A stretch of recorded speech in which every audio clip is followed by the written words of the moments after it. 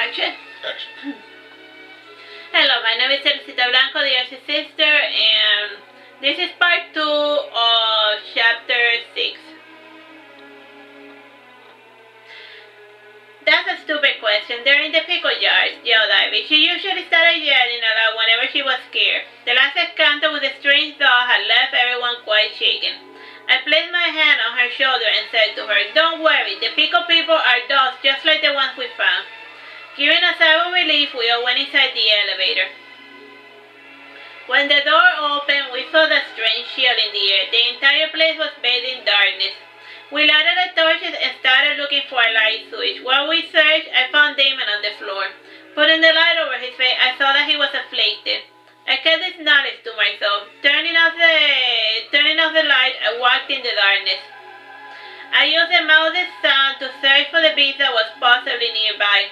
As I walked, I heard that strange singing. The voice sounded deeper, however the sound was identical. As I got closer, the sound grew louder. When I was certain that it was before me, I grabbed the darkness. I felt someone's hair twisting between my fingers. I was preparing to strike down whatever was before me when the light turned on. It was a good thing too. I had nearly stricken down one of my own. My brother too was surprised to see me. He had hardly changed one bit since last time I saw him. He was clad in his celestial robes, though he still maintained his true form. When the lights were turned on, we found our missing party member, unconscious around my sibling. The evidence was not in his favor. Seeing this made the twins approach in a fury. I stood between them and I said, "Take one step and I'll kill you." And then, "Why are you defending him?" asked Rolo. By now everyone was around my brother. As for him, he sat disdainfully on the floor, ignoring them. Glaring at him, Ivy asked, "Why did you do this?" "No, I just got here," responded my brother. This answer relaxed my crew. Cano sat next to my brother. He studied his face and then he said, "Marduke, he looks like he could be your brother." "That is because he is my brother," I snapped back. "We should have this conversation elsewhere. For now you should tend to your friend," said my brother, rising. "So, what is your friend?" asked Ivy. "It's Rimaru," responded my brother. After he said this, we went to our comrades. We took them to the residential floors, and we had them rest in the beds While we tended to them, Rimaru brought food from the granary floor. He cooked for us the best meal we had in years. It consisted of warm rice, red beans, fried potato, steak, and 2 boiled eggs. For the afflicted, he made stew with vegetables and fish pieces. He cooked this in a stove made of metal, and he then placed the dinner in a table within the kitchen. Right before the afflicted were stuck in their usual stupor. Despite much shaking and yelling, they were unable to rise. After Rimaru finished cooking, he went over to the afflicted and placed his pale, fragile hand over their forehead. While he stroked their forehead, the afflicted awoke. They seemed still pretty weak, but at least they were able to get a decent meal. While we ate, Cano noticed that Rimaru wasn't eating. He then asked Rimaru, "Why don't you eat?" "I do not feel the need to eat," he responded with disdain. "Pity, the food you made is exquisite," commented Ivy. "We should take you back with us to be your cook," suggested Rolo. "Would you like me to come with you?" asked Rimaru. "I'd rather not," I responded. This response shocked the twins. Roy said angrily, pointing to Rimaru, This is your blood brother. The one you have not seen for years. What do you mean you don't want to be with him?" "Do not misunderstand, Roy. I just think he will be safer from birth among his citizens," I responded. I then sent to Rimaru. "So how have you been?" "Terrible," he answered. It saddened me to hear him say this. "What happened?" I asked. "I'd rather not talk about it," he answered.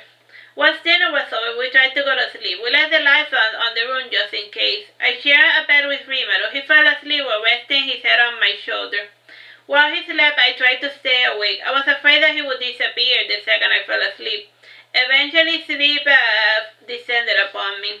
When I awoke, I was happy to feel that Rimaru was beside me. I was not happy to discover that the lights had been turned off in the room.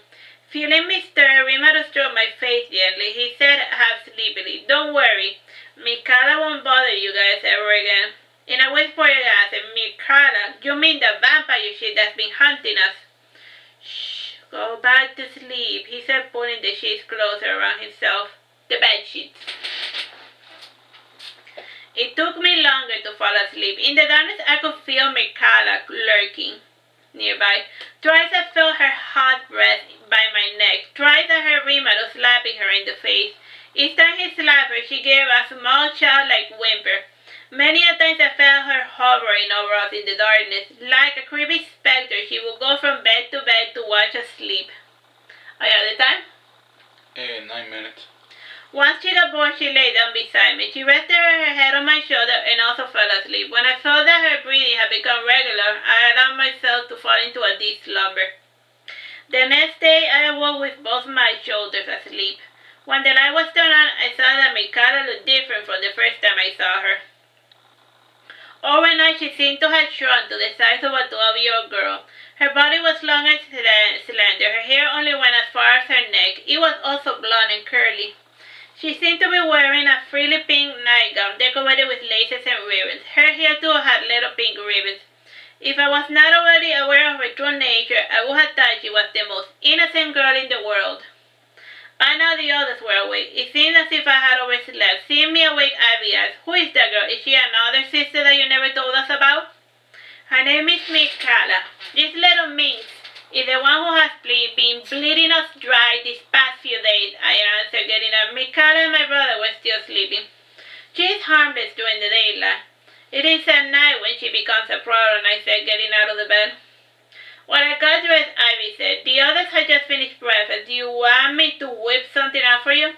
"I thought you hated cooking," I said, surprised. "I do, but for you, I will make an exception." Saying this, she went into the kitchen.